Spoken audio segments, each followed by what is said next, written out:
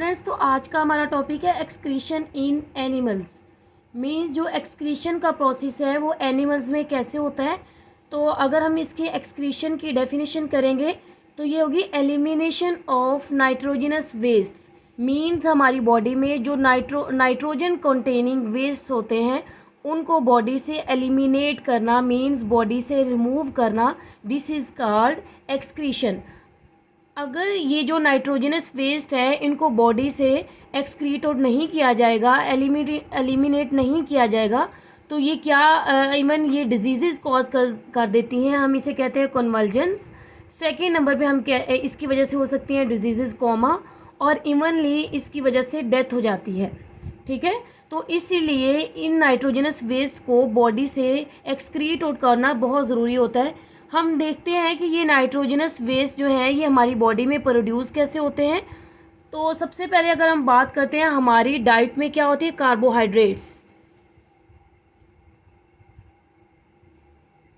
Carbohydrates हमारी diet में होते हैं। मीन्स हम कह सकते हैं हमारी डाइट में कार्ब्स होते हैं और हमारी डाइट में क्या होते हैं, लिपिड्स। अब क्या करते हैं, जब हमारी बॉडी में कार्बोहाइड्रेट्स या लिपिड्स इनकी मेटाबॉलिज्म होती है तो हम कहते हैं जो हमारे पास वेस्ट मटेरियल जो बनता है वो क्या है, कार्बन डाइऑक्साइड प्लस हम कहते हैं वाटर हमारे पास वेस्ट मटेरियल होता है। मीन्स हम कहते हैं कार्बोहाइड्रेट्स या लिपिड्स की जब मेटाबॉलिज्म होती है, मीन्स इनको जब बॉडी में मेटाबोलाइज किया जाता है तो एक्सक्रीटरी प्रोडक्ट हमारे पास बनता है, एक तो कार्बन डाइऑक्साइड, सेकेंड नंबर पे हम कहते हैं हमारे पास वाटर जो है ये एक्सक्रीटरी प्रोडक्ट होते हैं। लेकिन अगर हम देखें प्रोटीन्स को, ठीक है, अगर हम देखें प्रोटीन्स को प्लस हम कहते हैं न्यूक्लियोप्रोटीन्स, अगर इनको मेटाबोलाइज किया जाए तो हम देखते हैं जो हमारे पास वेस्ट प्रोडक्ट आता है वो क्या है, नाइट्रोजनस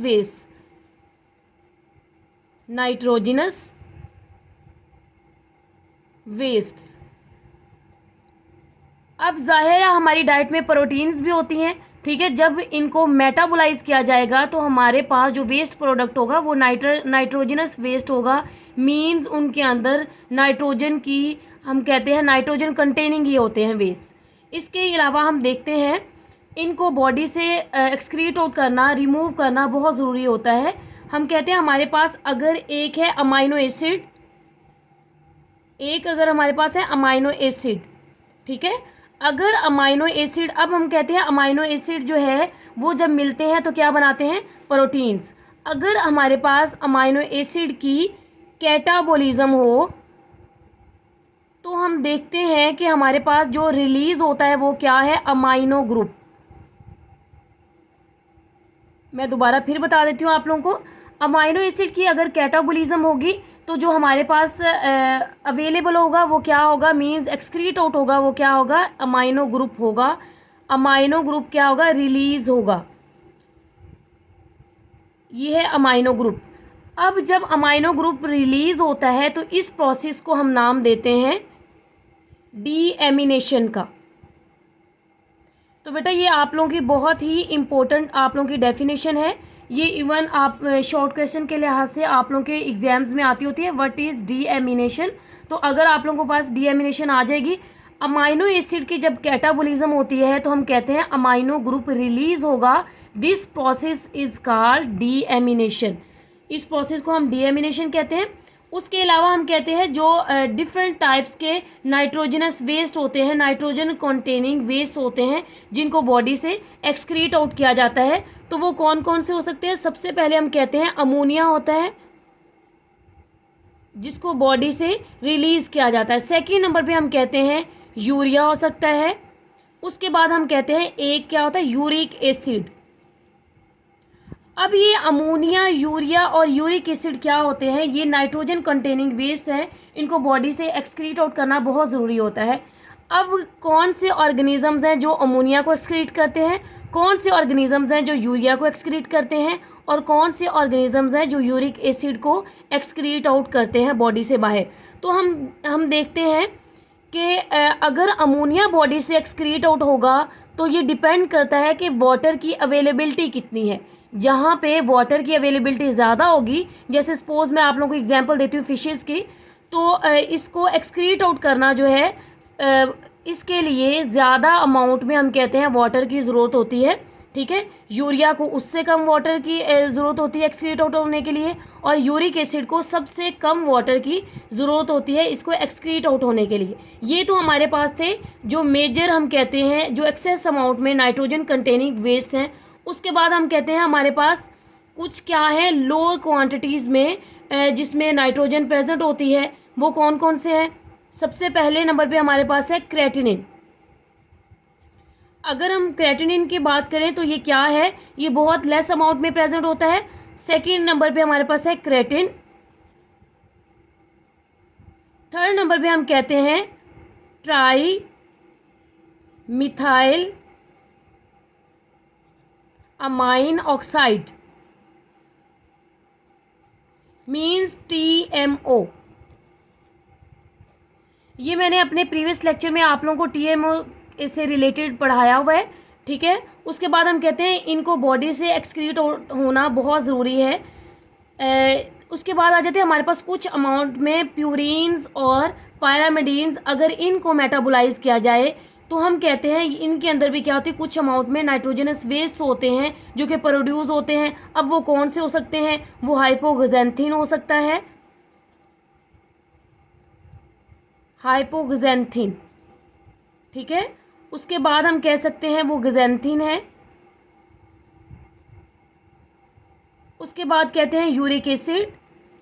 यूरिक एसिड भी स्मॉल अमाउंट में प्रोड्यूस होगा। नेक्स्ट हमारे पास आ जाता है एलेंटोइन। ठीक है, तो ये हम कहते हैं ये भी हमारी लेस अमाउंट में हमारी बॉडी में प्रेजेंट होते हैं। इनको भी बॉडी से एक्सक्रीट आउट होना ज़रूरी होता है। तो हम डिपेंड करता है हमारे पास। सबसे पहले मैं बात करूँगी अमोनिया की, कि अमोनिया को अगर बॉडी से एक्सक्रीट आउट करना है तो इसके लिए हमें कितने वाटर की ज़रूरत होगी, या फिर ये किन ऑर्गेनिजम्स में प्रेजेंट होता है। तो अगर मैं बात करूँ फ्रेश वाटर ऑर्गेनिजम्स की, मीन जो फिशेज़ अगर हैं वो फ्रेश वाटर एनिमल्स की, या फिर जो फिशेज़ होती हैं फ्रेश वाटर में रहती हैं, फ्रेश वाटर ऑर्गेनिजम्स की अगर मैं बात करूं जो फ्रेश वाटर इन्वायरमेंट में रहते हैं, उनके अंदर क्या होती है, जो वेस्ट प्रोडक्ट अमोनिया होता है। अब अमोनिया को बॉडी से एक्सक्रीट आउट होने के लिए ज़्यादा अमाउंट में हम कहते हैं वाटर की ज़रूरत होती है। सपोज मैं आप लोगों को बताती हूँ कि अगर हमने 1 ग्राम अमोनिया को बॉडी से रिलीज़ करना है तो हम कहते हैं 500 ml वाटर की ज़रूरत होती है। ठीक है, अगर 1 ग्राम अमोनिया को बॉडी से एक्सक्रीट आउट करना है तो 500 ml वाटर की हमें ज़रूरत होगी। उसके बाद हम बात करते हैं नेक्स्ट हमारे पास आ जाता है यूरिया। अगर यूरिया को बॉडी से एक्सक्रीट आउट करना है, हम कहते हैं अगर 1 ग्राम यूरिया को बॉडी से एक्सक्रीट करना है तो हमें 50 ml वाटर की ज़रूरत होगी। नेक्स्ट हमारे पास आ जाता है यूरिक एसिड। अगर बॉडी से यूरिक एसिड को एक्सक्रीट आउट करना है तो हम कहते हैं 1 ग्राम यूरिक एसिड को बॉडी से एक्सक्रीट आउट करने के लिए बहुत ही हम कहते हैं लेस अमाउंट में ज़रूरत होती है यूरिक एसिड को एक्सक्रीट आउट करने के लिए।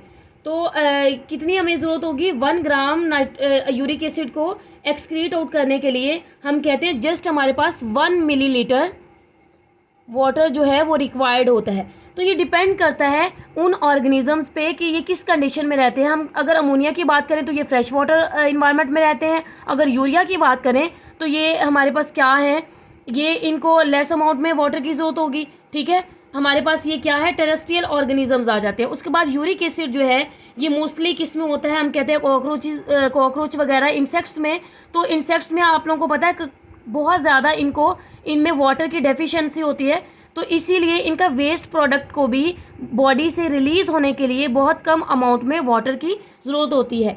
तो हम कहते हैं अगर अमोनिया बॉडी से रिलीज़ होता है, वो ऑर्गेनिज्म जो अपनी बॉडी से अमोनिया को रिलीज़ करते हैं उनको हम नाम देते हैं अमोनोटेलिक।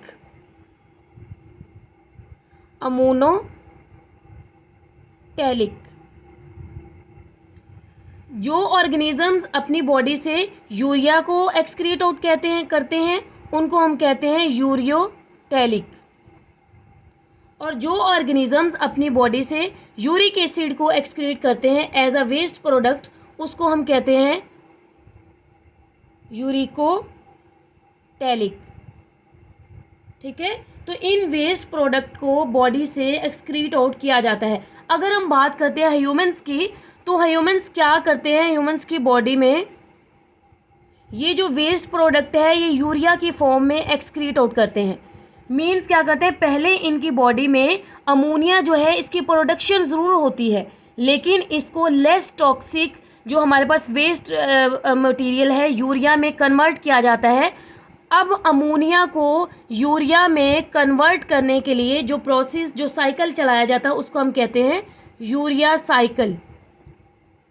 और ये बहुत इंपॉर्टेंट है आप लोगों का इसके एग्ज़ाम के लिहाज से। यूरिया साइकिल आप लोगों को डायग्राम आ सकती है एग्ज़ाम में। ठीक है, तो ये था हम स्टूडेंट्स हमारा आज का लेक्चर एक्सक्रीशन इन एनिमल्स।